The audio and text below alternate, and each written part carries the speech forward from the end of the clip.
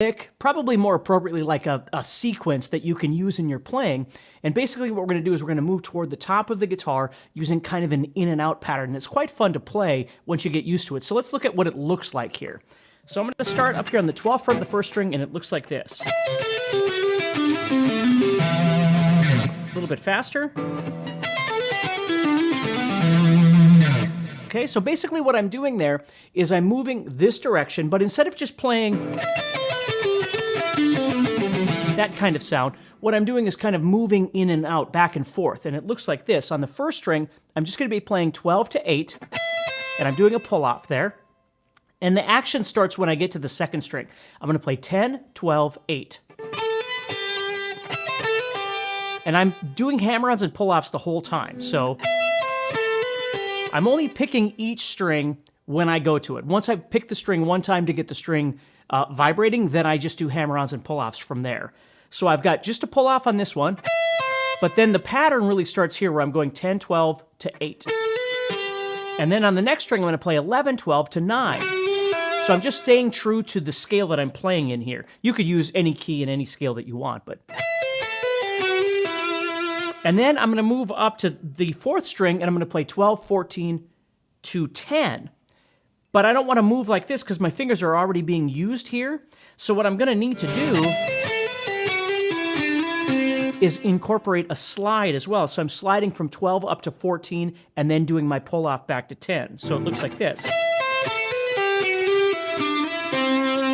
And then I'm just going to go to the next string, do my usual thing. I'm doing 12 to 14 to 10.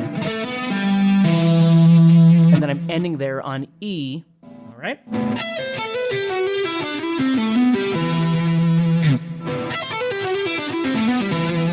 So it sounds pretty cool, and of course, you can do this in other positions as well, and you could be in different keys. But let's say, for instance, I was in the same key, G major / E minor, and I came down to the 5th and 8th frets. So what I could do here is something like this. And then my last note, I'm on D right now, so I could slide back up to E if I wanted to, or maybe I would drop down to the C or the B. You'd have to kind of adjust that depending on what chord is being played underneath you at that moment in time, but it would look like this.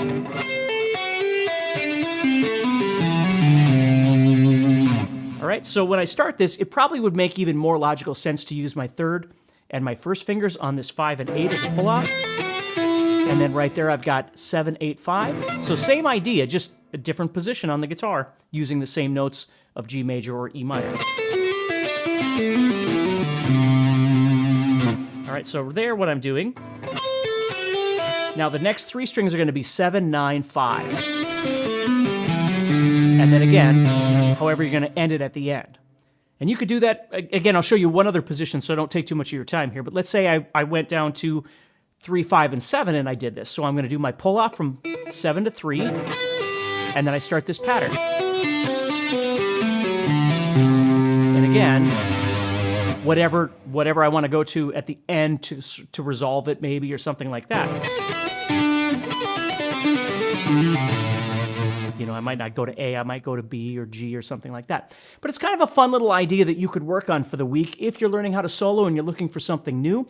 You certainly don't have to play the entire thing. You could always shift out of this at any point in time, but maybe it'll give you something fun to think about, all right? So take care, stay positive, and I hope you have a great week.